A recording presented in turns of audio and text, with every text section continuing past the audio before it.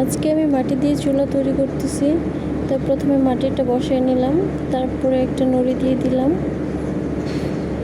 তারপরে আমি সুন্দর করে চুলাটাকে ডিজাইন করে কেটে নেব।